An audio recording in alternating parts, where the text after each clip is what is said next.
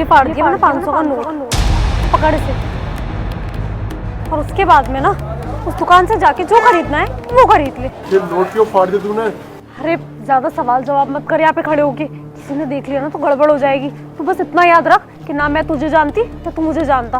अब जाओ उस दुकान से जाके जो लेना है ना वो ले ले। अरे वो सब तो ठीक है, पर अगर मैं पकड़ा गया तो फिर उसके बाद क्या? अरे वो तो मुझे जेल में डलवा देगा। अरे भरोसा रख मुझ पे, ये सब ना करती रहती हूँ मैं, कुछ नहीं होगा। तू बस जा, और अगर कुछ होगा ना मैं संभाल लूंगी। पक्का ना? पक्का संभाल लूंगी, जाओ। भैया मुझे ना कुछ सामान चाहिए था आपसे। हाँ तो बताओ क्या क्या चाहिए। ये दोनों टॉफी के डिब्बे दे दीजिए और एक ना लड़ी इसकी दे दीजिए। ये अच्छा, ये नूडल्स वाली? हाँ।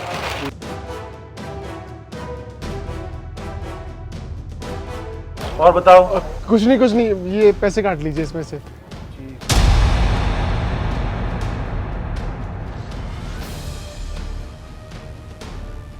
तो ये आपके हो गए, ये लो भैया बाकी पैसे। ठीक है।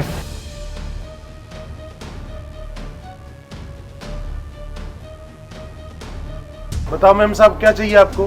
500 की छुट्टी लाओ 500 रुपए। दिए तो थे आपको अभी। मुझे दिए? मुझे कब दिए आपने?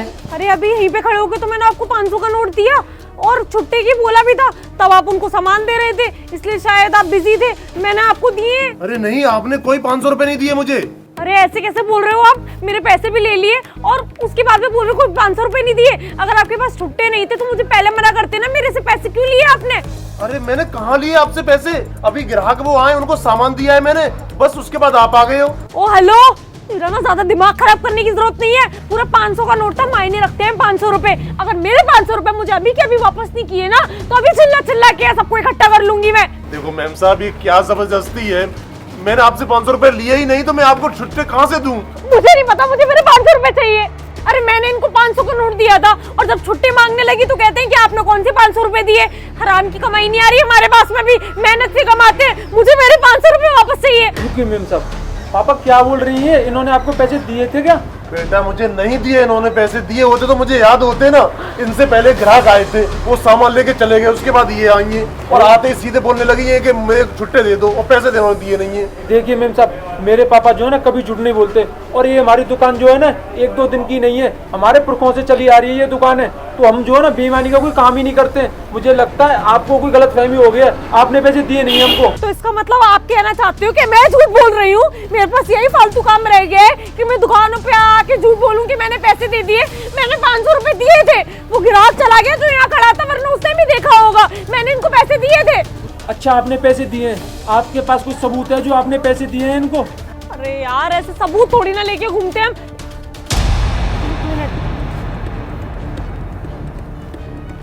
हाँ है मेरे पास सबूत, ऊपर वाला भी ना मेरे साथ में है आज।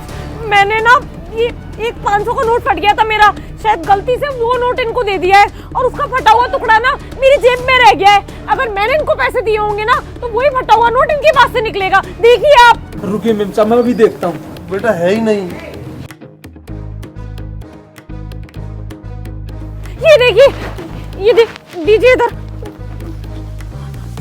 ये मेरे नोट का ही टुकड़ा है, ये मेरा ही नोट है। मैम साहब माफ कर दीजिए, मेरे पापा जो है ना थोड़े बूढ़े हो गए ना तो उनका दिमाग काम नहीं कर रहा होगा, हो गया होगा, कोई बात नहीं, गलती होगी मैम साहब। बेटा मेरी ये समझ में नहीं आ रहा कि ये नोट कब आया गले में। अरे पापा ध्यान रखा करो ना, कौन ग्राहक आपको पैसे दे रहा है और कौन नहीं दे रहा है। मैम साहब हमारे पापा की गलती है, सॉरी माफ कर देना, आप चले जाओ। आगे से ध्यान रखना।